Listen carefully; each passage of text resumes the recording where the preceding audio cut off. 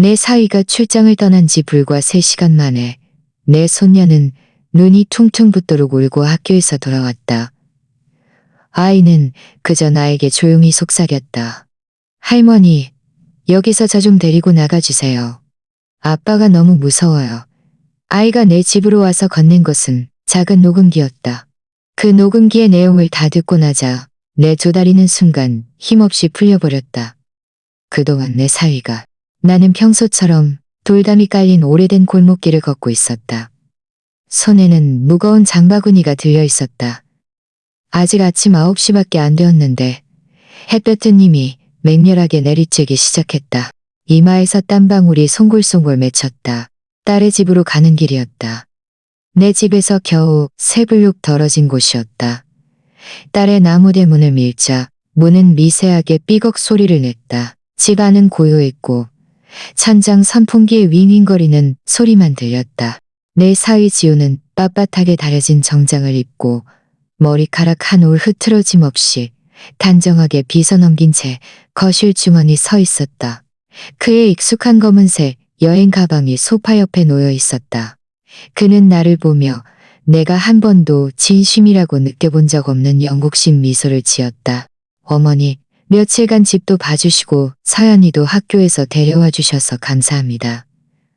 출장 때문에 며칠 동안 집에 못 올 것 같아요. 그의 목소리는 서둘렀고 대화를 빨리 끝내고 싶어하는 기색이 역력했다. 나는 고개를 끄덕였다. 이미 익숙한 풍경이었다. 지우는 일 때문에 자주 출장을 갔고 지은은 늘 자신의 업무에 파묻혀 지냈기에 그들은 늘 내 어린 손녀 서연이를 집에 혼자 두곤 했다. 서연이는 겨우 10살이었다. 지은과 그녀의 첫 남편 민준의 딸이었다. 지금쯤이면 아이는 매일처럼 학교에 갔을 터였다. 나는 서연이에게 어떤 음식을 남겨야 하는지 몇 가지 물어봤고 그 틈을 타 지은의 안부를 물으며 요즘 일 스트레스가 좀 줄었는지 궁금해했다. 하지만 지우는 다는 절로만 대답했고 시계에서 눈을 떼지 못했다. 택시가 밖에서 기다리고 있어요. 이제 가야겠어요. 그는 여행 가방을 끌었고 가방은 바닥에서 딸그락 소리를 냈다. 나는 그를 문까지 배웅하고 택시가 골목 끝에서 사라지는 것을 지켜봤다. 다시 집 안으로 들어와 문을 닫으며 어리석은 생각들을 머릿속에서 떨쳐내려 했었다. 집은 깔끔했지만 나는 부엌을 치우기 시작했다. 아침 식사 접시가 아직 싱크대에 쌓여 있었고 세탁 바구니에는 서연이의 옷몇벌이 어지럽게 놓여 있었다. 나는 모든 것을 정리하고 세탁기에 넣은 다음 창문을 열어 공기가 통하게 했다. 정오가 가까워질 무렵 나는 차가울 레몬수를 한 잔 들고 소파에 앉아 쉬었다. 서연이의 모습이 내 머릿속에 떠올랐다. 그 아이는 내게 가장 큰 기쁨이었다. 밝은 미소와 초롱초롱한 눈을 가졌고 학교에 데리러 갈 때마다 내 영혼이 정화되는 기분이었다. 아이가 들려주는 모든 이야기는 마치 내 젊은 시절을 되돌려주는 듯했다. 하지만 최근 서연이가 말이 없어지고 미소도 점점 줄어드는 것을 알아챘다. 나는 아마 아이가 자라서 그럴 것이거나 아직 지훈에게 익숙하지 않아서일 거라고 스스로에게 말했다. 어쨌든 이 아이는 여전히 친아빠 민준을 몹시 사랑하고 있었다. 비록 그가 더 이상 지은과 아이의 삶에 자주 나타나지는 않았지만 말이다. 오후에 나는 가방을 들고 초등학교 교문으로 향했다. 인파가 북적였고 학부모들이 뒤섞여 있었다. 아이들의 떠들썩한 소리는 마치 참새떼 같았다. 나는 한쪽 구석에 서서 교문에서 쏟아져 나오는 사람들에게서 눈을 떼지 못했다. 다른 아이들은 부모에게 달려가 뛰어오르고 자신들의 성적을 자랑하며 즐겁게 웃고 제잘거렸다. 하지만 나는 기다리고 또 기다려도 서연이가 나타나지 않았다. 내 뱃속이 뒤틀리기 시작했다. 나는 발꿈치를 들고 사람들 너머로 아이를 찾아보려 애썼다. 마침내 아이가 마지막으로 걸어 나오는 것을 보았다. 무거운 책가방이 한쪽 어깨에 걸려 있었고 고개를 푹 숙인 채 세상의 모든 무게를 짊어진 듯 느릿느릿 걸어왔다. 서연아. 나는 손을 흔들며 크게 불렀다. 아이는 화들짝 놀라 고개를 들었다가 잠시 후 다시 고개를 숙였다. 아이가 가까이 다가왔을 때 나는 거의 멍하니 서 있었다. 아이의 작은 얼굴은 창백했고 눈은 오랫동안 울었던 것처럼 붉고 부어 있었다. 평소의 천진난만한 미소는 사라지고 무언가를 숨기려는 듯 지친 표정이었다. 내 심장이 철렁 내려앉았고 가슴에 날카로운 통증이 밀려왔다. 서연아, 내 아가. 무슨 일이니? 학교에서 무슨 일 있었어? 나는 목소리를 떨며 아이의 손을 잡고 물었다. 서연이는 그저 고개를 젓고 아무 말도 하지 않았다. 날씨는 더웠지만 아이의 작은 손은 내 손 안에서 얼음장처럼 차가웠다. 더 물어보고 싶었지만 아이의 텅 빈 눈빛을 보고는 질문을 삼키기로 했다. 나는 아이의 손을 꽉 잡고 학교 근처 버스 정류장으로 데려갔다. 집으로 돌아오는 길 내내 아이는 내 옆에 바싹 붙어 앉아 책가방을 껴안고 한마디도 하지 않았다. 내가 무엇을 물어도 아이는 고개를 끄덕이거나 적기만 할 뿐. 시선은 내내 버스 바닥에 고정되어 있었다. 내 마음속 불안은 무거운 돌덩이처럼 점점 더 무거워졌다. 우리 뒤로 집 문이 닫히는 소리는 길고 불안했던 하루의 마침표를 찍는 듯했다. 나는 아이에게 신발을 벗으라고 말하며 최대한 목소리를 평온하게 유지하려 했었지만 내 마음은 이미 혼란스러웠다. 서연이는 그저 서서 책가방을 꼭 껴안고 고개조차 들지 않았다. 나는 부엌으로 가서 따뜻한 우유 한 잔을 타서 식탁에 아이 앞에 놓았다. 컵에서 김이 모락모락 피어올랐지만 아이는 손도 대지 않고 그저 멍하니 바닥을 바라보며 앉아 있었다.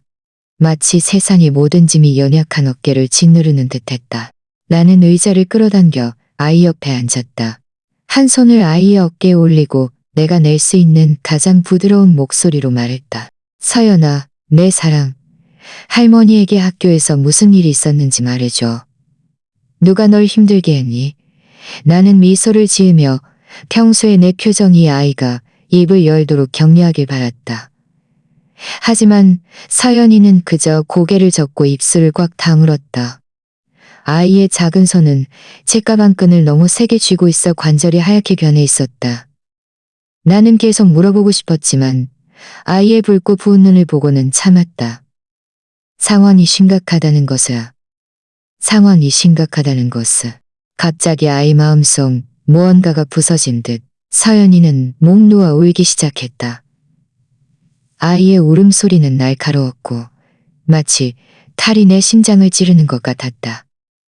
아이는 떨기 시작했고 어깨를 움츠린 채 흐느끼는 숨소리 사이로 더듬거리며 몇 마디를 내뱉었다. 할머니, 여기서 저 좀 데리고 나가주세요. 아빠가 너무 무서워요. 아이의 목소리는 거의 속삭임에 가까웠지만 한마디 한마디가 내 영혼을 꿰뚫었고 나는 먹이가 내 영혼을 꿰뚫었고 아빠? 지훈을 말하는 거니? 무엇이 무서운 거야? 말해봐, 내 아가. 나는 침착함을 유지하려 했었지만 내 목소리는 이미 떨리고 있었고 심장은 가슴에서 튀어나올 듯 뛰었다. 서연이는 절망적으로 고개를 저으며 눈물이 뺨을 타고 흘러내렸다. 여기 있고 싶지 않아요. 할머니, 제발요. 아이는 나를 꼭 껴안고 얼굴을 내 품에 파묻었다. 아이는 나를 꼭 껴안고 얼굴을 내 품에 파묻었다. 아이의 따뜻한 숨결이 내 셔츠를 뚫고 들어오는 것을 느낄 수 있었다. 나는 아이를 두 팔로 감싸 안고 등을 토닥였지만 나는 아이를 두 팔로 감싸 안고 등을 토닥였지만 하지만 서연이의 눈에 비친 그 공포는 10살짜리 여자아이가 꾸며낼 수 있는 것이 아니었다. 나는 아이를 달랬다. 괜찮아, 괜찮아, 내 사랑. 다 괜찮을 거야. 할머니가 나 여기서 데리고 나갈 거야. 무서워하지 마. 할머니 여기 있어. 하지만 사실 나 자신도 두려웠다. 내가 감당할 수 없을지도 모를 일에 직면하게 될까봐 두려웠다. 다른 방법이 없었다. 나는 서연이를 내 집으로 데려가기로 결심했다. 겨우 3블록 떨어진 곳이었다. 나는 아이의 손을 잡고 무거운 책가방을 메고 치은에 잡고 서연이는 내 옆에서 발을 질질 끌며 고개를 숙이고 걸었다. 나는 더 이상 아무것도 묻지 않고 그저 아이의 손을 꽉 잡고 조금이나마 안도감을 전해주려 했었다. 우리가 내 집에 도착해 낡은 나무 문이 닫히자 나는 겨우 한숨을 돌릴 수 있었다. 내 집은 작지만 아늑했고 남편 지민과의 추억으로 가득했다. 나는 서연이를 거실로 데려가 소파에 앉혔다. 여기 앉아. 내 아가. 물 한 잔 줄까? 나는 애써 즐거운 목소리를 냈지만 서연이는 여전히 책가방을 꼭 껴안고 놓지 않았다. 나는 아이 옆에 앉아 조심스럽게 아이의 손을 떼어냈다. 두려워하지 마. 서연아. 여기엔 우리 둘뿐이야. 아무도 널 해치지 않아. 아이는 망설이다가 내 눈을 바라보았고 떨리는 손으로 책가방 지퍼를 열었다. 아이는 그 안에서 작고 검은 녹음기를 꺼냈다. 오래되어 보였고 값싼 장난감 같았다. 아이는 그것을 작은 탁자에 놓았다. 아이의 손은 끊임없이 떨렸고 누군가 들을까봐 두려운 듯 작은 목소리로 말했다. 할머니, 이거 들어보세요. 내 심장이 쿵 내려앉았다. 불길한 예감이 나를 덮쳤다. 나는 차가운 손가락으로 녹음기를 집어들고 재생 버튼을 눌렀다. 먼저 윙윙거리는 소리가 들렸고 이어서 문이 열리는 듯한 딸깍 소리가 났다. 그리고 지훈의 목소리가 들렸다. 낮고 절제된 내 피를 얼어붙게 하는 차가운 어조였다. 서연아, 아빠 왔어. 녹음 속 서연이의 목소리는 희미하고 끊겼다. 아빠, 안 돼. 무서워요. 네 혈관 속 피가 굳어가는 거 싫지? 이건 우리만의 비밀이야. 이건 우리만의 비밀이야. 지우는 계속 말을 이었다. 그의 목소리는 압박감으로 가득했고 마치 위협처럼 들렸다. 작고 희미한 울음소리가 내 마음을 갈가이 찢어놓았다. 그는 계속해서 부드럽지만 가식적인 목소리로 말했고 내 몸에 소름이 돋았다. 저항하지 마. 안 그러면 네 엄마가 모든 걸 알게 될 거고 넌 엄마를 잃게 될 거야. 다음 소리는 의자가 끌리는 소리였고 이어서 서연이의 억눌린 비명소리가 터져나왔다. 공포로 가득 찬 안 돼. 제발요. 쉬어요. 내 온몸이 떨렸다. 녹음기가 손에서 미끄러져 쿵 소리를 내며 탁자에 떨어졌다. 하지만 녹음은 계속되고 있었다. 지훈의 목소리는 더 낮아졌고 한마디 한마디를 뚜렷하게 말했다. 입 닥쳐. 누가 이 일을 알게 되면 모두가 널 싫어할 거야. 넌 나쁜 아이가 될 거야. 방은 얼어붙은 듯했지만 나는 더 이상 아무것도 들을 수 없었다. 내 머리는 어지러웠고 거대한 고통과 분노가 가슴에서 치솟아 오르는 듯했다. 서연이는 오름을 탁자에 파묻었다. 아이의 어깨는 흐느낄 때마다 떨렸다. 엄마한테 여러 번 말했지만 엄마는 절 믿어주지 않고 오히려 제가 거짓말한다고 혼냈어요. 나는 달려가 아이를 껴안았고 내 마음은 산산조각 나는 것 같았다. 아이고, 내 아가. 나는 속삭였고 눈물이 뺨을 타고 흘러내렸다. 나는 떨리는 손으로 녹음기를 껐다. 더 이상 단 1초도 참을 수 없었다. 그 목소리, 그 어조는 마치 칼날이 내 심장을 난도질하는 것 같았다. 너무 무서워요, 할머니. 그 집에서 더 이상 살고 싶지 않아요. 서연이는 얼굴을 내 품에 파묻고 흐느꼈고 작은 손으로 내 셔츠를 꼭 잡았다. 나는 아이를 껴안고 달렸지만 나 자신도 떨고 있었다. 두려움, 분노, 그리고 무력감이 내 안에서 뒤섞였다. 지훈, 내가 점잖다고 생각했던 남자, 지은에게 행복을 가져다 줄 거라고 생각했던 그 남자가 악마였다니. 그리고 서연이, 내 어린 손녀가 그 모든 것을 혼자 감당하고 있었다니. 가장 안전해야 할 그곳에서 말이다. 나는 손수건을 꺼내 서연이의 얼굴을 닦아주며 침착함을 유지하려 했었다. 두려워하지 마, 내 아가. 할머니가 여기 있어. 아무도 다시는 널 해치지 못하게 할 거야. 나는 아이에게 말했다. 마음 깊은 곳에서는 이제부터 모든 것이 쉽지 않을 것임을 알고 있었지만 말이다. 나는 부엌으로 가서 따뜻한 죽 한 그릇을 떠서 아이 앞에 놓았다. 좀 먹어. 할머니랑 이야기하려면 힘이 필요해. 하지만 서연이는 그저 고개를 젓고 나를 더 바싹 껴안았다. 오직 여기에서만 안전하다고 느끼는 듯했다. 나는 그렇게 아이를 마지막 증거라도 됐다. 나는 그렇게 아이를 마지막 증거였다. 부어오른 눈, 작은 손은 녹음기를 눈, 작은 손은 녹음기를 눈, 잠든 서연이의 천진난만한 얼굴에 새겨진 고통을 보며 나는 그 순간부터 아이와 나의 삶이 더 이상 평화로울 수 없을 것임을 알았다. 밤이 내리자 내 작은 집은 침묵에 잠겼다. 벽시계의 끊임없는 똑딱 소리만이 정적을 깼다. 서연이는 내 옆에서 불규칙한 숨을 쉬며 불안하게 잠들어 있었다. 나는 침대 옆에 앉아 아이의 부드러운 머리카락을 조심스럽게 쓰다듬었다. 내 손가락을 스치는 머리카락 한 오란 오이, 아이가 갓난아기였을 때 내 품에 웅크리고 앉아 이야기를 해달라고 조르던 날들을 떠올리게 했다. 하지만 지금 아이의 천진난만한 얼굴에는 고통이 새겨져 있었고 부어오른 눈에는 여전히 공포가 서려 있었다. 내 마음은 거대한 돌덩이에 짓눌린 것처럼 무거웠다. 나는 전화를 들고 딸 지은의 번호를 눌렀다. 언제 돌아오는지 묻고 싶었다. 모든 것을 말하고 아이가 겪는 고통을 깨닫게 해주고 싶었다. 하지만 전화는 울리고 또 울려도 아무도 받지 않았다. 나는 한숨을 쉬며 전화를 옆에 놓았다. 무력감이 밀려왔다. 지은은 늘 자신의 일, 그리고 지훈과 함께하는 행복한 삶에 바빴다. 하지만 아이는 자신의 친딸 서연이가 그 집에서 파괴되고 있는 것을 보지 못했던 걸까? 밤 10시가 가까워지자 서연이는 깜짝 놀라 깨어났다. 아이는 주변을 둘러보았고 악몽에서 막 도망쳐 나온 듯혼란과 함께 공포가 서린 눈빛이었다.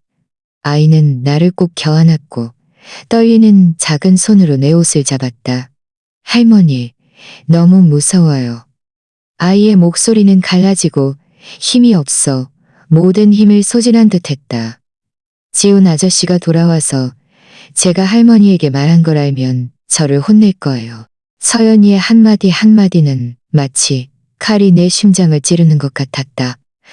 나는 아이의 어깨를 꽉 잡고 내 마음속에서는 이미 분노가 치솟고 있었지만 애써 목소리를 평온하게 유지하려 했다. 걱정하지 마. 서연아, 할머니가 있어. 아무도 널 다시 해칠 수 없어. 약속할게. 나는 서연이를 일으켜 앉히고 조심스럽게 눈물을 닦아주었다. 방 한구석에 녹음기가 여전히 놓여 있었다. 침묵하고 차가운 증인처럼. 나는 그것을 쳐다보고 싶지도 않았지만 그것이 서연이의 고통이 거짓이 아님을 증명할 유일한 증거라는 것을 알고 있었다. 나는 돌아가신 남편 지민이 예전에 작은 물건들을 넣어두던 금속 상자를 찾았다. 나는 녹음기를 그 안에 넣고 낡고 녹슨 열쇠로 잠갔다. 봤지? 나는 서연이에게 애써 미소를 지으며 말했다. 네 증거는 안전해. 아무도 가져가지 못할 거야. 서연이는 고개를 끄덕였고 아이의 눈에 서린 공포는 조금 줄어든 듯 했지만 아이는 여전히 내 옆에 바싹 붙어 있었다. 내가 아이의 유일한 피난처였다. 나는 아이를 부엌으로 데려가 오후에 남은 닭죽을 데웠다. 냄새는 좋았지만 서연이는 그저 바라볼 뿐 숟가락을 들지 않았다. 좀 먹어, 서연아. 나는 부드럽지만 단호한 어조로 재촉했다. 우리가 계속 이야기하려면 힘이 필요해. 아이는 망설이다가 숟가락을 입에 가져가는 순간 다시 눈물이 뺨을 타고 흘러내려 그릇에 떨어졌다. 미안해요, 할머니. 아이는 흐느끼는 목소리로 속삭였다. 미안해요, 내 아가. 미안해요, 내 아가. 미안해요, 할머니를 걱정하게 하고 싶지 않았지만 제가 어떻게 해야 할지 모르겠어요. 내 목이 메었고 나도 눈물이 흘러내렸다. 할머니가 진작 알아채지 못하고 진작 널 지켜주지 못해서 미안해. 나는 아이에게 잠옷을 갈아입혔다. 지은이 어렸을 때 입었던 낡은 잠옷을 내가 옷장 속에 보관하고 있었다. 아이는 내 옆에, 나와 지민이 수많은 밤을 함께 보냈던 낡은 나무 침대에 누웠다. 나는 아이를 달래며 예전에 지은에게 불러주던 노래를 나지막이 불렀다. 서연이의 숨소리가 점차 안정되었지만 나는 이런 잠이 아이 마음속 악몽을 달래줄 수 없다는 것을 알았다. 나는 누워 눈을 감았지만 나는 지민, 내 착한 남편을 떠올렸다. 1여 년 전 갑작스러운 뇌출혈로 나를 떠난 그를. 그가 살아있을 때 이 집은 늘 웃음소리로 가득했다. 그때 지은은 막 민준과 결혼했을 때였다. 성실하고 착한 젊은이로 내 딸을 바라보는 그의 눈빛은 늘 사랑으로 가득했다. 나는 그들의 결혼식 날을 기억한다. 지은의 심플한 흰 웨딩드레스를 입고 빛났고 민주는 하객들 앞에서 손을 잡고 얼굴이 빨개진 채 초등학생처럼 긴장해 있었다. 나는 그곳에 서서 눈물을 흘렸다. 슬퍼서가 아니라 내 딸이 좋은 남자를 만나 행복해하는 것을 보고 기뻐서였다. 나중에 서연이가 태어났고 우리 집을 밝히는 한 줄기의 쌀 같았다. 나는 아이를 처음 안았던 날을 기억한다. 그렇게 작고 내 품에 웅크리고 앉아 동그란 눈으로 나를 바라보던 모습. 지민은 마당에서 집 안으로 소리쳤다. 여보, 내가 아이에게 나무 인형을 만들어 줄게. 가지고 놀게. 그리고 그는 몰두하여 아름다운 인형들을 여러 개 조각했다. 서연이가 선물을 꼭 쥐고 환하게 웃는 모습을 보고 그는 저녁이 되면 민주는 퇴근하자마자 딸을 안아 올리고 얼굴에 입을 맞추곤 했고 지은은 저녁 식사를 준비했다. 나는 앉아서 그들을 바라보며 온 가족이 함께 모인 모습을 보며 햇볕을 쬐는 것처럼 마음이 따뜻해졌다. 그 시절은 가장 행복한 날들이었다. 모든 것은 남편 지민이 떠난 후에 무너지기 시작했다. 갑작스러운 뇌출혈이 그를 데려갔고 이 작은 집은 텅 비게 되었다. 나는 그날을 기억한다. 의사가 나를 응급실로 불러내 부드럽지만 차가운 목소리로 말했다. 최선을 다했습니다. 아주머니. 나는 다리에 힘이 풀린 채 그곳에 서서 침대에 미동도 없이 누워있는 지민을 바라봤다. 그의 착한 얼굴은 이제 그림자만 남아있었다. 나는 그때는 울지 않았다. 하지만 집에 돌아와 그가 늘 앉던 의자에 앉자 나는 무너져 내렸다. 한때 웃음소리로 가득했던 이 집은 이제 시계의 똑딱 소리만이 내 외로운 날들을 새고 있었다. 지은도 아버지의 죽음으로 큰 충격을 받았다. 강한 척하려 했었지만 그가 이 집에 들어올 때마다 나는 그의 눈에서 텅 빈 공허함을 볼 수 있었다. 민준의 상황도 나아지지 않았다. 그는 착한 남자였고 아내와 딸에게 좋은 삶을 주기 위해 늘 열심히 일했다. 하지만 그의 사업에 문제가 생기기 시작했다. 친한 친구가 그에게 높은 수익을 보장하는 사업에 투자하라고 설득했다. 나는 그날 밤을 기억한다. 지은과 서연이가 잠들었을 때 민준과 나는 마당에 앉아 걱정스러운 눈빛으로 서로를 바라봤다. 어머니, 제 아내와 딸이 저 때문에 고통받는 것을 원치 않아요. 나는 그에게 조심하고 서두르지 말라고 조언했다. 행복은 돈에 있지 않다고. 하지만 민준은 아직 젊었고 야망으로 가득했다. 아마도 그는 가장으로서 자신을 증명해야 한다는 압박감을 느꼈을 것이다. 나는 그를 탓할 수 없었지만 내 마음은 늘 불안했다. 불과 1년 후 모든 것이 무너졌다. 사업은 실패했고 민주는 모든 것을 잃었다. 빚이 폭풍처럼 그를 덮쳤다. 나는 민준이 변하는 것을 지켜봤다. 낙천적인 젊은이에서 말이 없고 얼굴에 늘 무거운 표정을 짓는 남자로 변했다. 한 번은 그가 마당에 앉아 멍하니 눈은 붉게 충혈된 채 불붙지 않은 담배를 들고 있는 것을 발견했다. 그때 겨우 4살이던 서연이가 그에게 달려가 들고 탄 송이를 손에 쥐어주었다. 천진난만한 미소는 그를 위로하려는 듯했지만 그는 그저 아이를 꼭 안고 아무 말도 하지 않았다. 하지만 나는 그의 어깨가 떨리는 것을 보았다. 빚쟁이들이 찾아와 문을 두드리고 그들의 욕설은 온 동네를 두드리고 나는 내 딸이 점점 더 위축되고 민준이 절망에 빠졌을 때 온 가족을 지탱하려 애쓰는 것을 지켜봤다. 어느 날 저녁 민준은 지은과 나를 거실로 불렀다. 그는 주먹을 꽉 쥔 채 서서 떨리는 목소리로 말했다. 지은, 나는 너와 서연이가 나 때문에 고통받는 것을 원치 않아. 우리는 헤어져야 할 것 같아. 지은은 멍하니 서 있다가 목 놓아 울며 민준을 붙잡고 떠나지 말라고 애원했다. 가지마. 민준. 우리 함께 살아갈 수 있어. 하지만 민준은 그저 고개를 저었고 눈에는 고통이 가득했다. 너희를 짐으로 만들고 싶지 않아. 서연이는 너무 어려서 아무것도 이해하지 못하고 그저 구석에 서서 우는 엄마와 여행 가방을 끌고 문으로 향하는 아빠를 바라보고 있었다. 나는 그곳에 서서 마음이 산산조각 났지만 아무것도 할 수 없었다. 나는 민준을 이해했다. 그에게는 떠나는 것이 지은과 서연이를 빚의 고통으로부터 보호하는 유일한 방법이라는 것을. 하지만 바닥에 주저앉아 서연이를 안고 흐느끼는 내 딸을 보며 민준은 떠났고 지은과 서연이의 마음 한 조각을 가지고 갔다. 그리고 내가 알기로는 영원히 채워지지 않을 빈 공간을 남겼다. 그날 이후 빚쟁이들은 더 이상 찾아오지 않았다. 지은은 민준과의 모든 연락을 끊고 일에 전념했다. 그녀는 밤낮으로 사무실에 머물며 미친 듯이 일했다. 마치 일만이 고통을 잊게 해줄 수 있는 유일한 방법인 것처럼 나는 그녀를 지지했지만 마음속으로는 슬픔을 금할 수 없었다. 얼마 후 지은은 급여가 인상되었고 승진도 했다. 그녀는 서연이를 결심했다. 서연이를 만나는 횟수가 줄었고 가끔 주말에 아이를 데려와 돌볼 뿐이었다. 그때마다 나는 서연이가 아빠를 그리워하는 것을 보았다. 아이는 나에게 할머니, 아빠는 어디 있어요? 아빠가 저랑 놀러 올까요? 라고 묻곤 했다. 나는 그저 아이를 안고 거짓말할 수밖에 없었다. 아빠가 바쁘지만 곧 보러 올 거라고 말이다. 민주는 그 몇 년 동안 조용히 살았고 빚을 갚기 위해 끊임없이 일했다.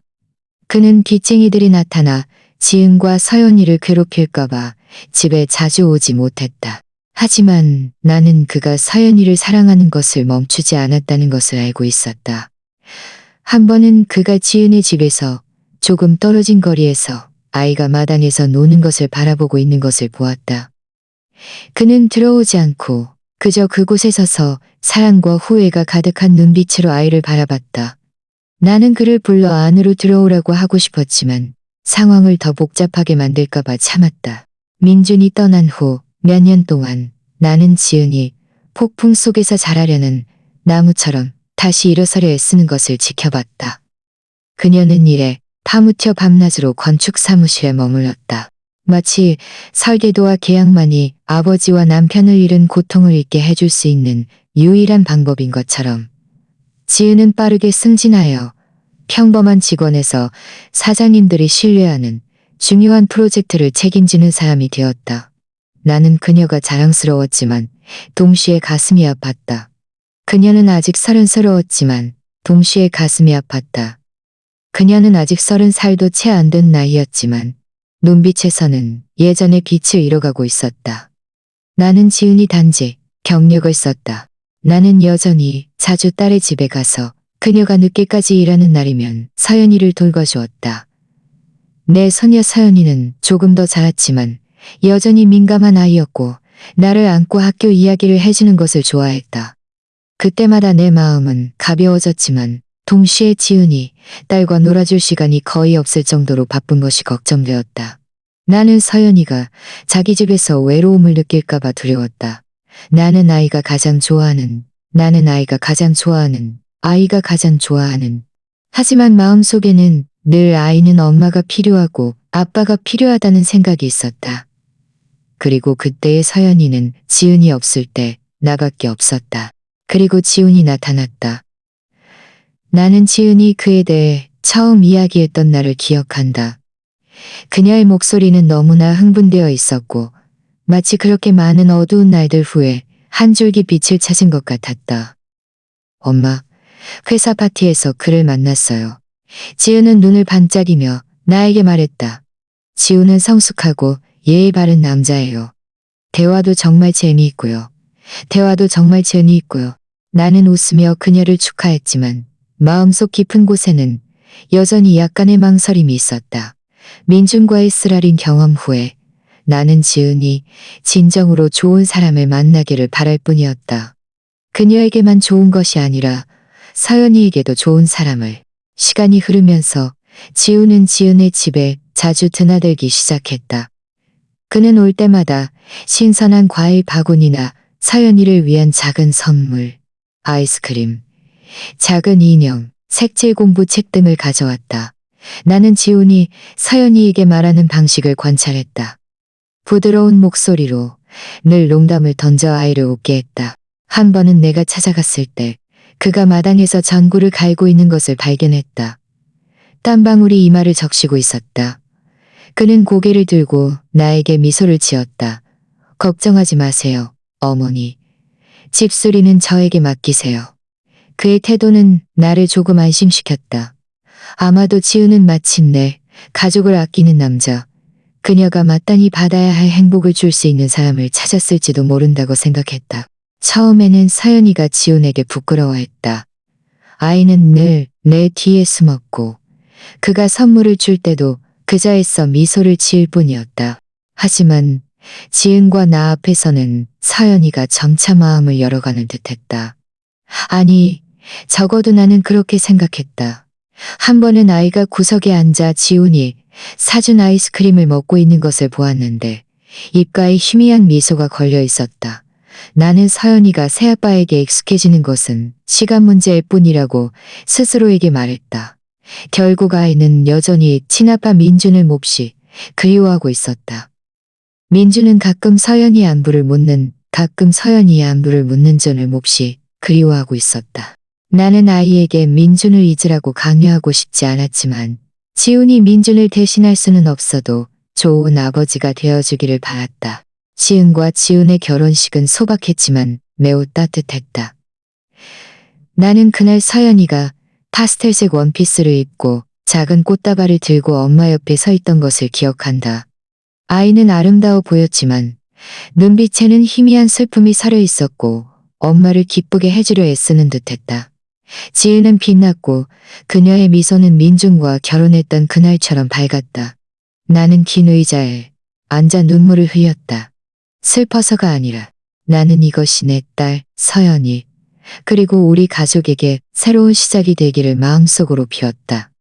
지우는 그의 점잖은 태도와 자신감 있는 미소로 그와 내 딸의 삶에 평화를 가져다 줄 것이라고 나를 믿게 했다. 결혼 후 지우는 지은의 집으로 이사 왔다. 그는 부지런한 남자처럼 행동했고 서연이를 학교에 데려다 주곤 했으며 내 집에 들러 안부를 묻기도 했다. 심지어 지은의 집 부엌에서 늘 삐걱거리던 나무 문도 고쳐주었다. 나는 그가 세심하고 사려 깊은 것을 보고 예전에 내가 너무 경계했던 것일지도 모른다고 생각하기 시작했다.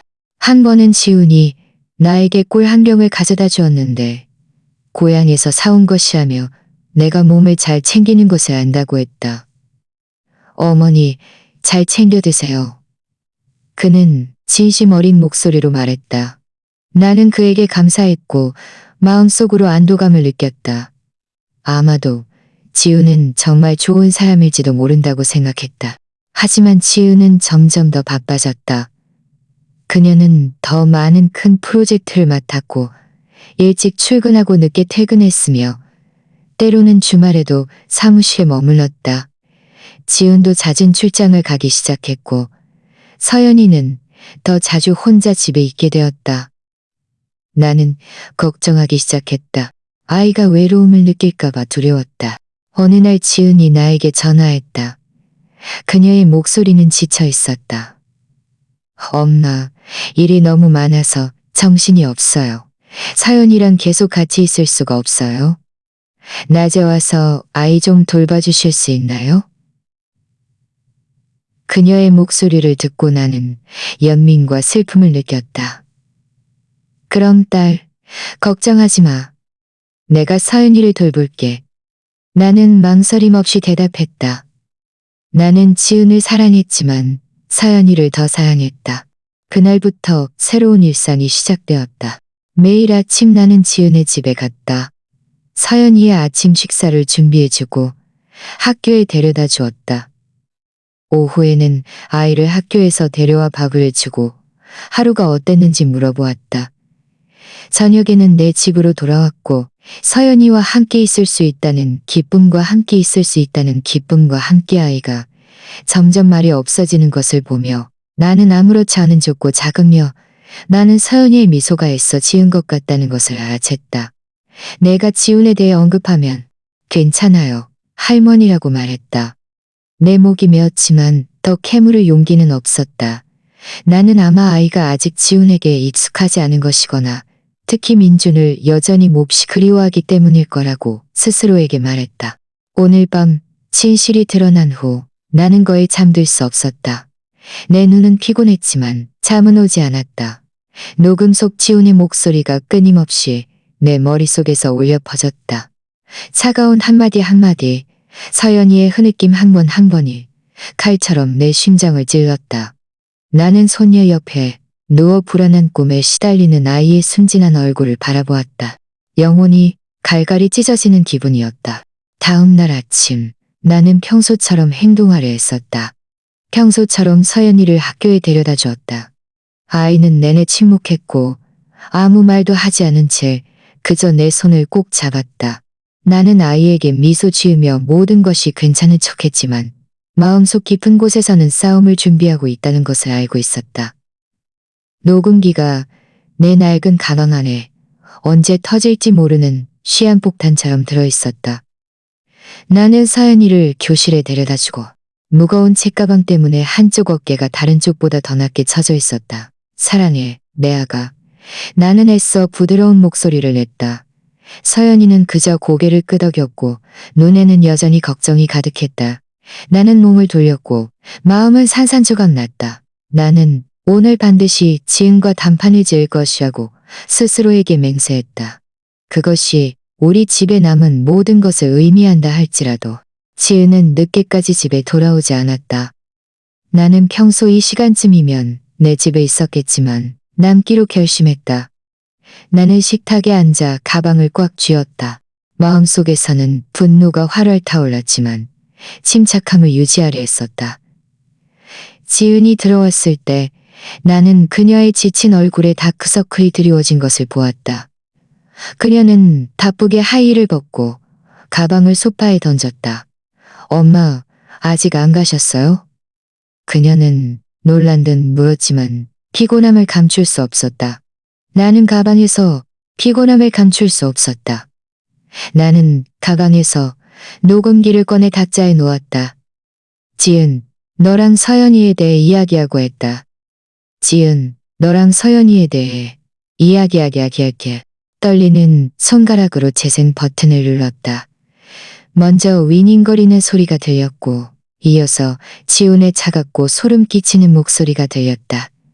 서연아, 아빠 왔어. 녹음 속 서연이의 희미한 목소리가 아빠, 안 돼. 무서워요. 라고 응답했다. 이어서 지훈의 위협적인 목소리가 들렸다. 네 엄마한테 말하면 날 버릴 거야. 이건 우리만의 비밀이야. 한마디 한마디가 칼처럼 나뿐만 아니라 그녀를 찔렀다. 나는 지은이 멍하니 서서 눈을 크게 뜨고 탁자 모서리를 꽉 잡고 있는 것을 보았다. 하지만 이어서 믿고 싶지 않은 듯 지은은 미간을 찌푸리며 손을 휘저었다. 말도 안 돼. 이건 조작된 거야. 서연아, 너 새아빠 싫어해서 다 꾸며낸 거지? 그녀의 목소리는 날카로웠고 눈앞의 진실을 부정하려는 듯했다. 나는 믿을 수 없다는 듯 그녀를 바라봤다.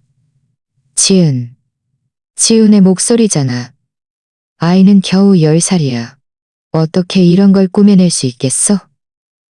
나는 떨리는 손으로 녹음기를 가리켰고 지은의 얼굴이 붉게 달아올랐고 맹렬히 일어나 소리쳤다. 그럼 엄마는 어린애가 이런 걸 녹음하는 방법을 어떻게 아는지 설명해봐.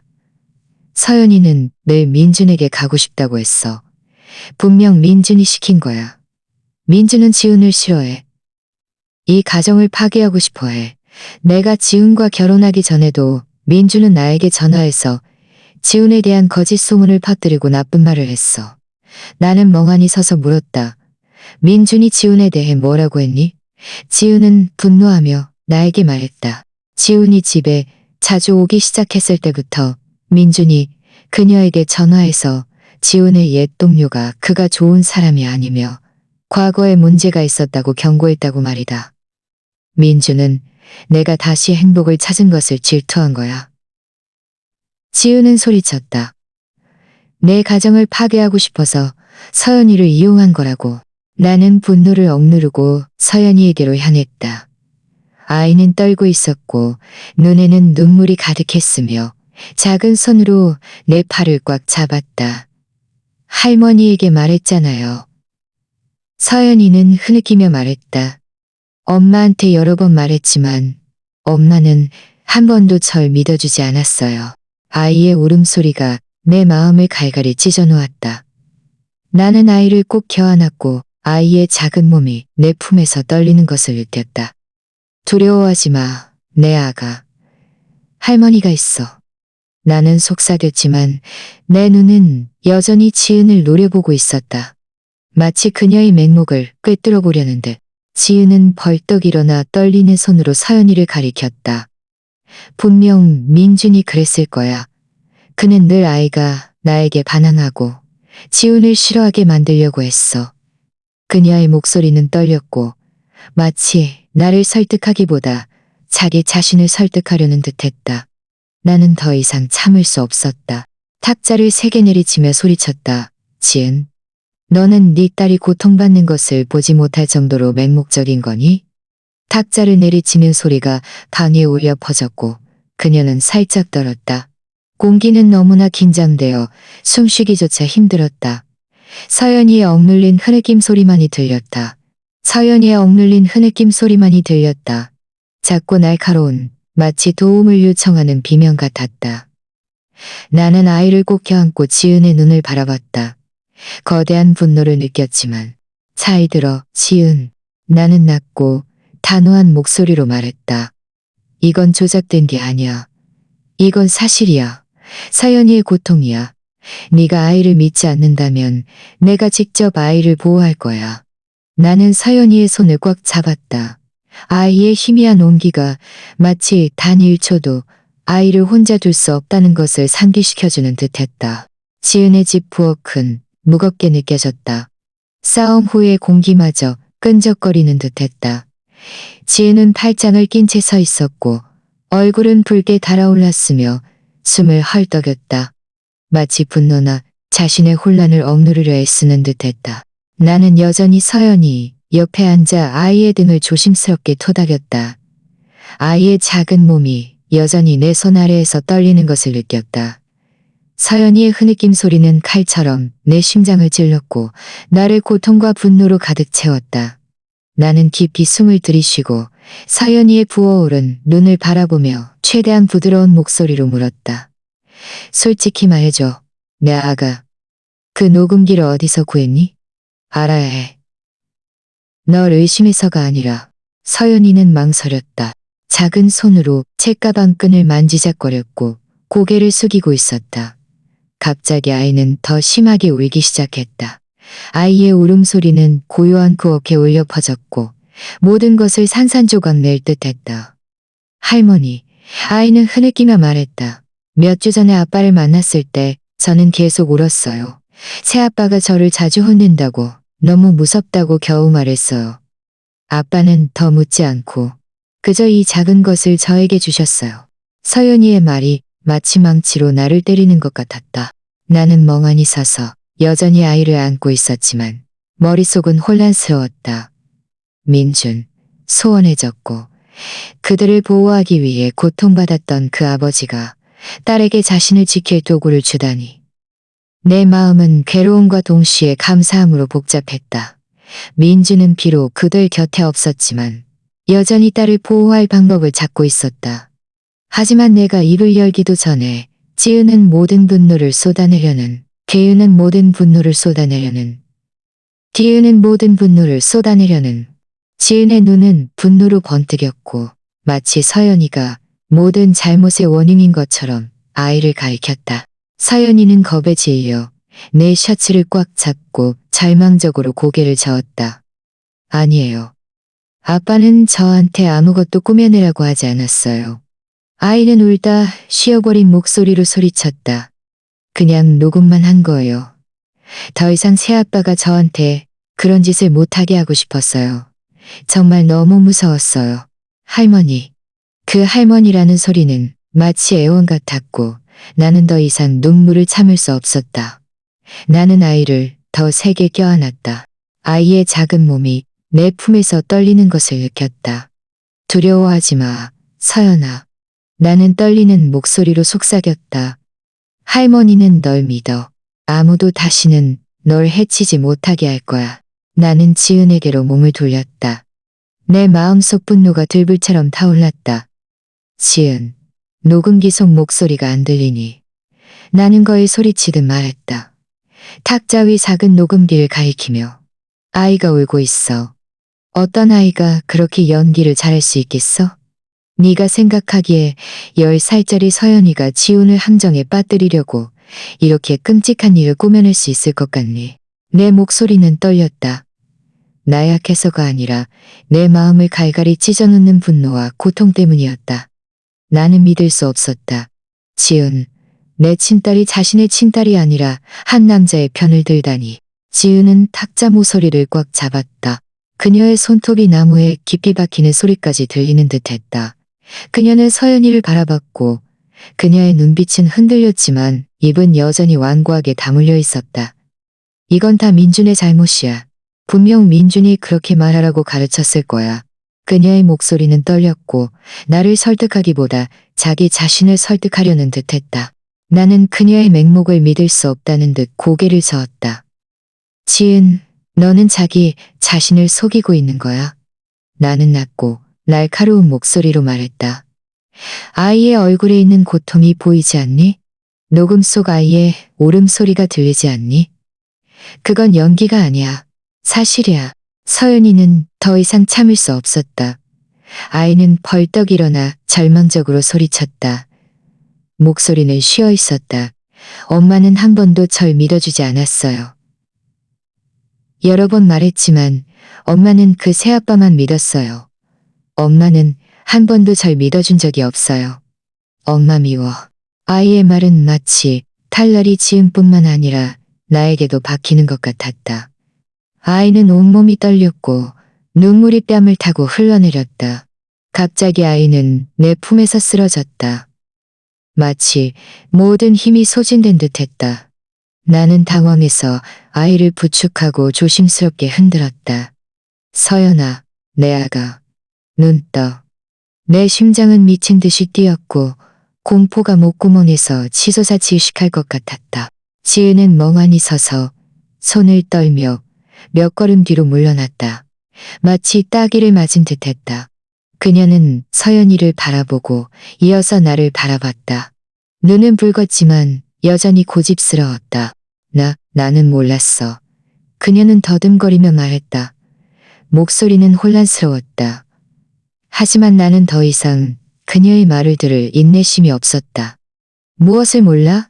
나는 소리쳤다. 내 목소리가 부엌에 울려 퍼졌다. 네 딸이 어떤 고통을 겪고 있는지 몰랐단 말이야. 너는 지훈을 믿기로 선택했고 네 자존심을 선택했고 네 자존심을 선택했고 네 자존심을 선택했어. 나는 아이를 꼭 껴안았고 아이의 희미한 숨소리를 느꼈다. 나는 재빨리 서연이를 소파에 눕히고 젖은 수건을 가져와 아이의 얼굴을 닦아주었다. 그리고 내 가방에서 작은 낡은 약병을 찾아 알코올로 아이의 코를 문질렀다. 코를 찌르는 냄새가 퍼졌고 나는 그저 아이가 정신을 차리기를 바랄 뿐이었다. 잠시 후 아이의 눈꺼풀이 움직이더니 눈을 떴지만 눈밑에는 여전히 공포가 가득했다. 마치 악몽이 아직 아이를 놓아주지 않은 듯했다. 할머니. 아이는 희미한 목소리로 속삭이며 내 셔츠를 꽉 잡았다. 나는 아이를 안고 부드러운 목소리로 내 셔츠를 꽉 잡았다. 나는 지은에게로 몸을 돌렸다. 내 딸은 창백한 얼굴로 손을 떨며 그곳에 서 있었다. 네가 서연이를 보호할 생각이 없다면 내가 할 거야. 나는 차갑고 분노에 차 떨리는 목소리로 말했다. 너는 더 이상 아이의 엄마로서 자격이 없어. 내 말은 칼처럼 날카롭고 무작위했다. 나는 지은을 상처 주고 싶지 않았지만 내 품에서 떨고 있는 서연이를 보며 그녀의 맹목을 용서할 수 없었다. 지은은 한 걸음 뒤로 물러났고 눈에는 눈물이 고였지만 여전히 고집스러웠다. 엄마, 그렇게 말하지 마세요. 그저 창피하고 싶지 않았고 사람들이 수군거리는 게 싫었어요. 그녀의 목소리는 떨렸고 마치 나에게 이해를 구하는 듯했다. 나는 강철처럼 단단한 목소리로 그녀의 말을 끊었다. 창피? 네 자존심이 네 딸의 생명과 존엄보다 더 중요하단 말이야?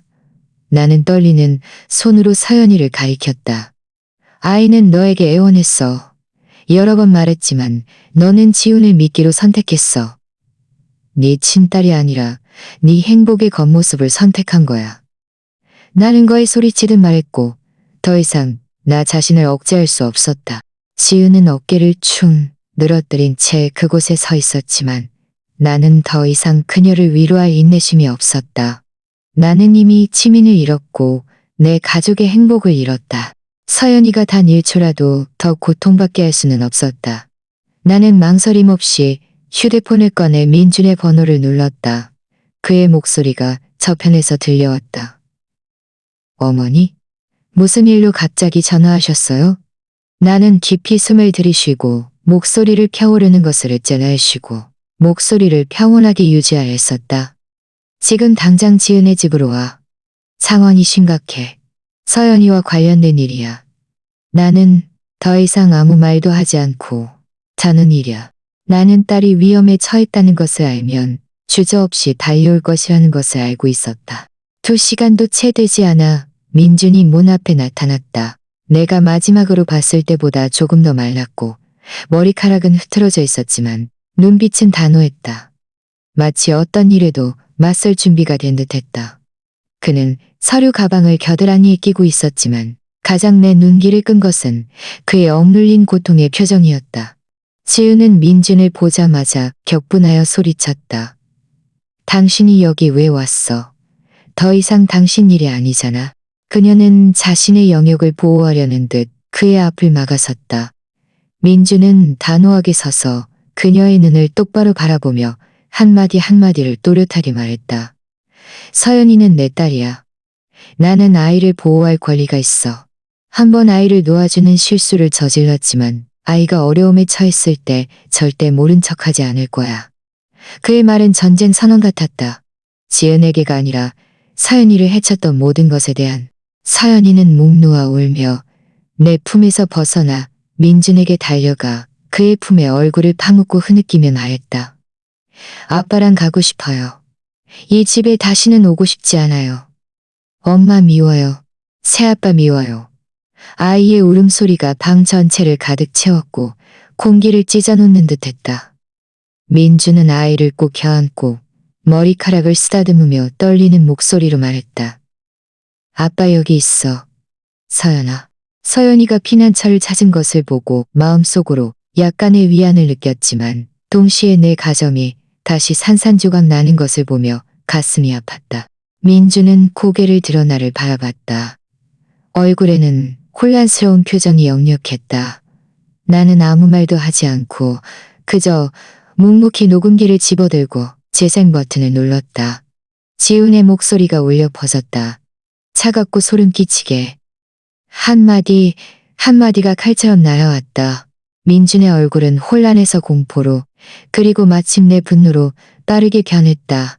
녹음이 끝나자 그는 맹렬히 일어나 주먹을 꽉 쥐고 지은에게로 돌아서서 소리쳤다. 목소리는 마치 무언가를 산산조각 낼 듯이 컸다.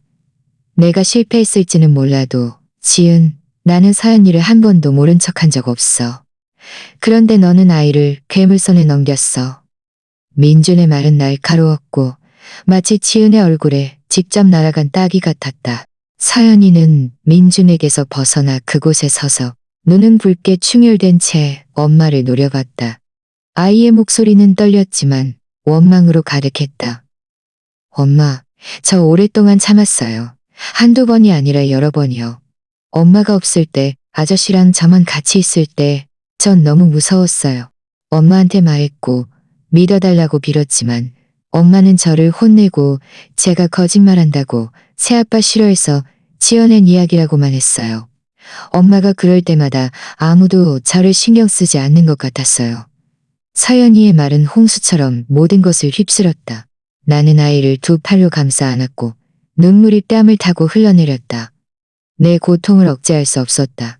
민주는 아이의 손을 꽉 잡았고 그의 눈도 붉게 충혈되었다.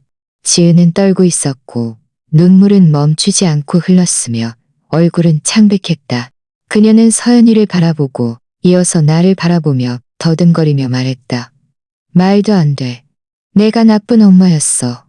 그녀의 목소리는 부서졌고 마치 진실이 마침내 그녀의 맹목을 압도한 듯했다. 나는 그녀 앞에 서서 그녀의 눈을 바라보며 단호하게 말했다. 나는 네 딸이 아니라 한 남자를 믿기로 선택했어. 그것이 가장 큰 죄야. 만약 오늘 네가 서연이 편에 서지 않는다면 이제부터 너는 더 이상 내 딸이 아니야. 서연이가 단 1초라도 더 고통받게 할 수는 없었다. 지은은 목 놓아 울며 바닥에 주저앉아 손으로 얼굴을 가렸다. 미안해요. 몰랐어요. 그녀는 불쌍했지만 나는 그저 그곳에 서서 서연이를 안고 마음이 무거웠다. 민주는 서연이를 안아 올리고 아이의 귓가에 무언가를 속삭였다. 나는 그것을 지켜보았고 진실이 더 이상 부정될 수 없다는 것을 알았다. 당은 얼어붙은 듯했고 지은의 울음소리, 민준의 낮은 속삭임, 그리고 내 고통스러운 심장 소리만이 들렸습니다. 우리는 지금 서연이를 병원에 데려가야 해. 검사가 필요해. 민준은 고개를 끄덕이고 즉시 서연이를 안아 올렸다. 눈빛에는 결심이 가득했다. 지은은 참백한 얼굴로 후회로 가득 찬 그림자처럼 묵묵히 우리 뒤를 따랐다. 택시를 타고 병원으로 가는 길은 끝없이 길게 느껴졌다. 서연이는 민준의 품에 웅크리고 앉아 눈을 감고 두 손으로 아빠의 셔츠를 꽉 잡고 있었다. 나는 아이 옆에 앉아 침착함을 유지하려 했었지만 마음속은 뒤엉켜 있었다. 지은은 앞좌석에 앉아 침묵했고 두 손을 꽉 쥐고 멍하니 창밖을 바라봤다. 아무도 말하지 않았지만 공기는 너무 무거워 숨쉬기조차 힘들었다. 나는 그저 서연이를 안고 모든 것이 괜찮아질 거라고 말해주고 싶었지만 위로의 말만으로는 아이가 겪은 고통을 치유할 수 없다는 것을 알았다. 소아응급실에서 젊은 의사가 우리를 맞이했다. 그는 상냥한 얼굴에 부드럽고 전문적인 목소리로 말했다. 아가씨는 어떻게 되셨나요? 그는 서연이를 관찰하며 필기를 했다. 아이는 민준 뒤에 숨어 주변을 둘러볼 엄두도 내지 못했다. 마치 누군가 자신을 만질까봐 두려워하는 듯했다. 나는 아이 옆에 앉아 등을 토닥이며 나지막이 말했다. 할머니 여기 있어, 서연아. 두려워하지 마. 하지만 아이의 공포에 질린 눈빛을 볼 때마다 내 마음은 찢어지는 것 같았다. 의사는 아이를 조심스럽게 검사하고 몇 가지 질문을 했지만 아이는 고개를 젓고 입술을 꽉 다물었다. 나는 민준이 주먹을 꽉 쥐고 분노를 억누르는 것을 보았다.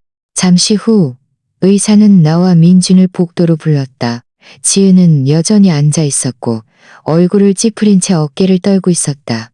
아이는 신체적 학대의 징후를 보이고 있습니다. 의사는 심각한 목소리로 말했다. 게다가 심각한 심리적 위기 상태에 있습니다. 신체적, 심리적 측면 모두 장기적인 치료가 필요합니다. 그의 말은 칼처럼 내 최악의 두려움을 확인시켜 주었다. 나는 다리에 힘이 풀리는 것을 느꼈지만 민준이 나를 부축했다. 그의 눈은 붉었지만 눈빛은 단호했다. 감사합니다, 선생님. 그는 메마른 목소리로 말했다. 저희는 아이를 돕기 위해 모든 노력을 다할 겁니다. 우리가 병실로 돌아왔을 때 지은은 벌떡 일어나 목 놓아 울었다. 세상에 서연아. 그녀는 중얼거렸다. 마치 진실이 마침내 그녀의 맹목을 무너뜨린 듯했다. 나는 아무 말도 하지 않고 그저 그녀를 바라봤다. 마음속으로는 분노와 연민이 뒤섞였다. 의사는 우리에게 일어난 일에 대해 더 많은 질문을 했다. 나는 망설임 없이 녹음기를 꺼내 그에게 건넸다. 이걸 들어주세요. 나는 떨리는 목소리로 말했다. 지훈의 차갑고 소름 끼치는 목소리가 울려 퍼지자 의사는 미간을 찌푸리고 더 빨리 필기를 하기 시작했다. 녹음이 끝나자 그는 우리를 심각하게 바라보며 말했다. 우리는 더 생각할 것도 없이 병원 근처 경찰서로 향했다. 경찰서 안의 분위기는 엄숙했고 낡은 커피와 서류 냄새가 났다. 한 여경이 사연이를 개인실로 데려갔고 사회복지사가 아이를 달래고 대화했다. 사연이는 떠나기 전에 내 손을 꼭 잡았다. 아이의 눈빛은 나에게 떠나지 말라고 애원했다. 할머니 여기 있어. 사연아. 나는 애써 미소를 지으며 말했다. 너는 더 이상 두려워할 필요 없어. 민준, 지은, 그리고 나는 차례로 진술서를 작성했다. 나는 서연이가 붉은 눈으로 돌아왔을 때부터 그 끔찍한 녹음까지 모든 것을 말했다. 민주는 분노에 찬 목소리로 자신이 어떻게 서연이에게 녹음기를 주어 자신을 보호하게 했는지 덧붙였다. 지은은 조용히 앉아 있었고 질문을 받을 때마다 고개를 끄덕일 뿐 눈물은 소리 없이 흘러내렸다. 그들이 진술실에서 녹음을 재생하자 경찰관들의 심각한 표정으로 서로를 바라봤다. 한 지휘관 크고 건장한 표정으로 서로를 바라봤다. 그의 말은 한 줄기 희망의 빛이었지만 동시에 나를 오싹하게 만들었다. 지훈, 내가 한때 믿었던 그 남자가 이제 예측할 수 없는 위험한 존재라니. 이 말을 듣자 지은은 의자에 무너져 내렸다. 얼굴을 가리고 나지막이 말했다. 세상에, 내가 정말 눈이 멀었었어. 그녀는 울었지만 나는 더 이상 그녀를 위로할 힘이 없었다. 나는 그저 서연이가 안전하고 치유되기를 바랄 뿐이었다. 경찰은 그날 밤 지훈이 출장에서 돌아오는 대로 체포할 계획을 세웠다. 그들은 지은의 집 밖에 순찰차도 배치하여 그가 갑자기 나타날 경우를 대비했다. 깊은 밤 우리는 내 집으로 돌아왔다. 서연이는 소파에서 잠들어 있었고 이마에는 아직 식은땀이 맺혀 있었다. 나는 아이에게 담요를 덮어주고 붉어진 눈으로 아이 옆에 앉아 아이를 바라봤다. 그렇게 작고 연약한 아이를 나는 눈물을 참을 수 없었다. 이런 일을 겪지 않아도 됐을 텐데. 나는 속삭이며 아이의 머리카락을 쓰다듬었다. 민주는 한쪽 구석에서 서연이에게서 눈을 떼지 못했다. 지은은 묵묵히 부엌으로 가서 설거지를 했지만 나는 그녀의 마음이 딴 곳에 가 있다는 것을 알았다. 그녀의 얼굴에는 슬픔이 가득했고 접시를 든 손은 떨렸다. 마침내 그녀는 나에게로 돌아서서 나지막이 말했다. 엄마, 미안해요. 서연이를 믿어주지 못해서요. 나는 무거운 마음으로 그녀를 대답했다. 그녀를 믿어주지 못해서요. 나는 무거운 마음으로 그녀를 바라봤다. 그녀를 안아주고 싶었지만 그럴 수 없었다. 그럴 수 없었다. 그 사과는 나에게 할 것이 없었다. 나는 그녀가 후회하고 있다는 것을 알았지만 서연이 마음속 상처는 쉽게 아물지 않을 것이라는 것도 알고 있었다. 밤 11시쯤 내 전화가 울렸다. 저편에서 낮고 단호한 남자의 목소리가 들려왔다. 간결하고 명확하게. 아주머니, 저희는 공항에서 지훈을 체포했습니다. 나는 한숨을 쉬었지만 심장은 여전히 빠르게 뛰었다. 마치 악몽에서 막 깨어난 듯했다. 나는 전화를 끊고 소파에서 깊이 잠든 서연이를 바라봤다. 아이의 작은 얼굴에는 아직 식은땀이 조금 맺혀 있었다. 마음속은 복잡했다. 한편으로는 안도했지만 다른 한편으로는 무거웠다. 정의는 실현되었지만 서연이 영혼의 상처는 판결 이상의 것이 필요했다. 다음 날 아침 지훈에 대한 소식은 들불처럼 퍼졌다. 뉴스에서는 그의 모습이 방송되었다. 수갑을 차고 고개를 숙인 채 머리카락은 흐트러져 있었다. 내가 알던 그 점잖은 모습은 온데간데 없었다. 소셜미디어에서는 분노에 찬 글과 서연이를 위한 정의를 요구하는 댓글이 폭주했다. 신문은 그를 정장 입은 악마라고 불렀고 한마디 한마디가 내가 한때 그를 믿었던 마음에 칼처럼 박혔다. 나는 텔레비전 앞에 앉아 주먹을 꽉 쥐었다. 만족감과 고통이 뒤섞인 감정이었다. 지훈이 도망갈 수 없다는 만족감, 그리고 서연이가 겪은 모든 일에 대한 고통. 첫 재판 날은 폭풍이 몰아치는 듯했다. 나는 맨 앞줄에 앉아 지훈이 들어오는 것을 보았을 때 심장이 쿵 내려앉았다.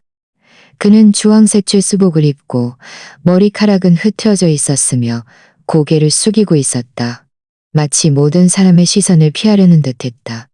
내가 한때 지은의 피난처가 될 것이라고 생각했던 그 남자는 이제 그저 죄악의 그림자에 불과했다. 지은은 내 옆에 앉아 고개를 들지 못했고 두 손을 깍지 끼고 눈물은 소리 없이 흘러내렸다. 나는 그녀를 보지 않았다. 화나서가 아니라 내 감정이 나를 약하게 만들고 싶지 않아서였다. 나는 오늘 서연이를 위해 왔다. 강해져야 했다. 다행히 서연이는 직접 그를 마주하지 않아도 되었다. 대신 녹음과 의사의 보고서가 법정에서 제시되었다. 지훈의 차갑고 소름 끼치는 목소리가 법정에 울려 퍼지자 모든 사람이 멍하니 서 있었다. 나는 사람들의 수군거림, 분노에 찬 한숨 소리를 들었다. 의사의 보고서는 서연이의 신체적, 정신적 상태를 자세히 설명했고 나는 입술을 깨물며 울음을 참았다. 지은은 참지 못하고 목 놓아 울었지만 나는 그저 그녀의 손을 꽉 잡고 아무 말도 하지 않았다. 나는 지은이 자신의 맹목에 대한 대가를 치르고 있다는 것을 알았지만 지금은 비난할 때가 아니었다.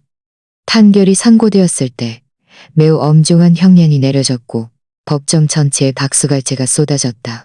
하지만 그가 법원에서 끌려나갈 때 밖의 군중들은 그에게 계란, 썩은 채소, 심지어 쓰레기까지 던졌다. 그들은 증오에 찬 목소리로 그에게 소리쳤다. 네가 한 짓에 대한 대가를 치러라, 악마. 나는 그곳에 서서 이 광경을 바라봤다. 마음속은 복잡했다. 만족감과 슬픔이 뒤섞였다. 지훈이 마땅한 벌을 받았다는 만족감, 그리고 이 모든 것이 서연이가 겪은 그 어두운 날들을 지울 수 없다는 슬픔. 재판이 끝난 후 지은은 비난의 표적이 되었다. 신문은 그녀를 맹목적인 엄마라고 불렀고 이웃들은 수군거렸으며 심지어 길거리에서 그녀를 피하기도 했다. 한 번은 평생 이웃이었던 김 여사가 다른 사람에게 나지막이 말하는 것을 들었다. 어떤 엄마가 자기 딸을 믿지 않고 저런 고통을 겪게 할 수 있겠어. 나는 지은을 변호하고 싶었고 그녀도 자신의 맹목적인 피해자라고 말하고 싶었지만 입이 떨어지지 않았다. 지은은 이 모든 것을 묵묵히 봤다. 목소리에는 후회가 가득했다. 나는 그저 고개를 끄덕이고 대답하지 않았다. 오직 시간과 그녀의 행동만이 그녀의 잘못을 만회할 수 있다는 것을 알았기 때문이었다. 서연이는 나와 함께 살게 되었다. 지민이 떠난 후 텅 비어있던 내 작은 집은 이제 아이의 목소리로 다시 가득 찼다. 나는 아이를 위해 안전한 공간을 만들려고 노력했다.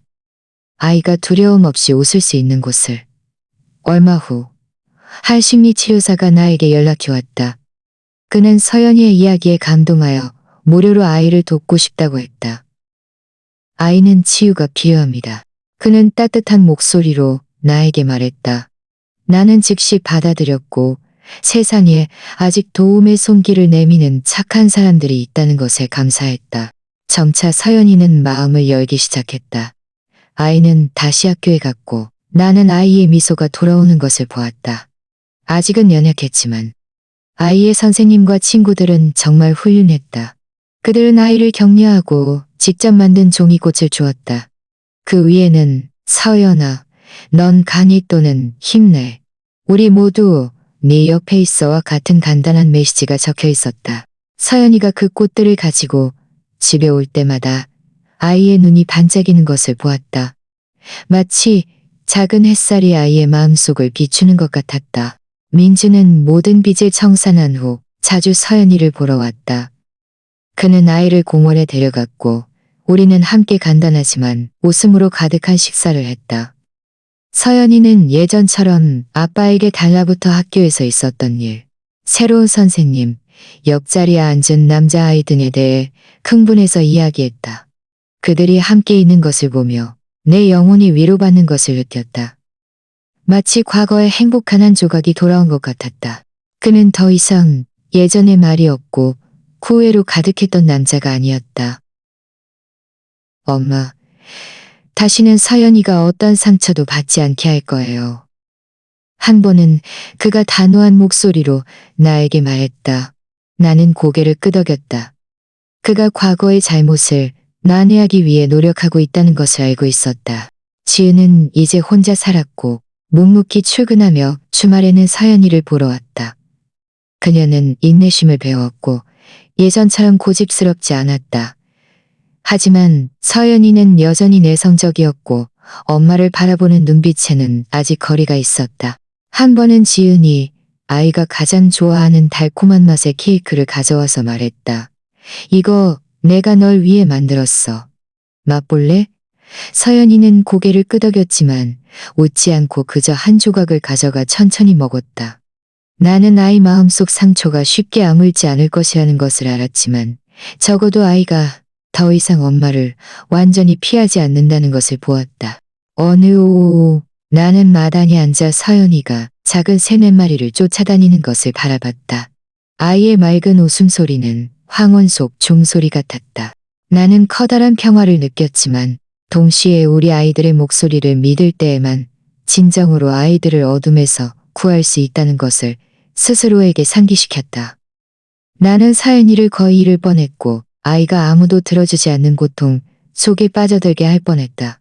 하지만 이제 아이가 웃는 것을 보며 나는 아이가 웃는 것을 보며 나는 아이에게, 지민에게, 그리고 나 자신에게 한 약속을 지켰다는 것을 알았다.